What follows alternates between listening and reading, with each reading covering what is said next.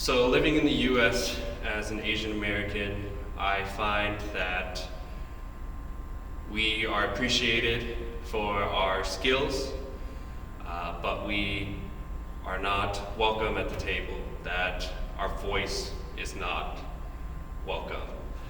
This is seen in the model minority myth, which plainly stated is trying to be divisive.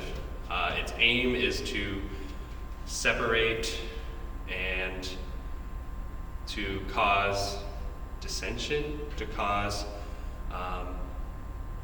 problems that aren't there, really, between different groups of people of color by labeling Asian Americans, as a quote, good minority, model minority, that the way that we behave as Asians, something about our culture or the way that we just are, allows us to be successful in the US where other groups of color are not, and that ignores the systemic racism, it ignores the history of racism, and it is a lie that tries to cover up the pain of Black communities, of Hispanic, Latino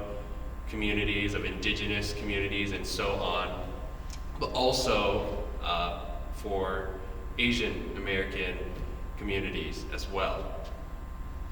I think that if you look through the history, you see that a lot of what Asian people bring or have brought to the US is erased, or it's passed over, it's covered up.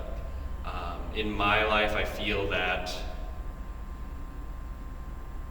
I have a lot of skills, I've developed a lot of knowledge, and all of it is very welcome. But if I have an opinion that wants to steer away from whatever the status quo is, or if I would like to change something, if I would like to challenge something, I am told explicitly at times, but more often than not, implicitly, that I should just keep my head down, be quiet. That they appreciate my abilities and what I can do, but that it's not the time to do that, or we're not able, we don't have the means to make those transitions just yet. So really it is, I think that there is a component of Asian culture that contributes to that. As the child of immigrants, there's always a fear that has been instilled into you that don't get in trouble. Bad things could happen to us. There's kind of a fear of government that my parents and their generation grew up with, because that's why they left. They fled as refugees because of things like government overreach or authority overreach. And so it's really, they come over and they kind of raise their kids to not rock the boat and keep your head down, just survive, do whatever is necessary in order to keep things peaceful, so that people aren't looking at us closely, and so that things are safe. And I think that for my generation, my parents' generation, that has influenced how Asian Americans as a whole have engaged in conversations like these, have navigated their lives. But it still also is important to point out that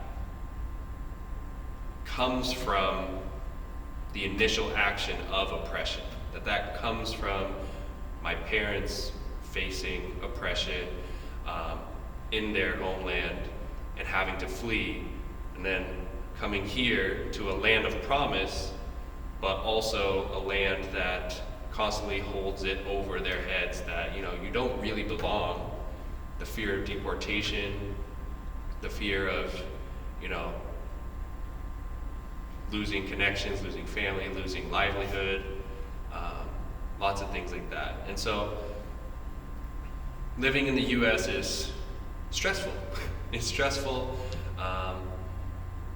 just like it probably is for, you know, almost every single person, but in very distinct ways that have been shaped by our history, our culture, our context,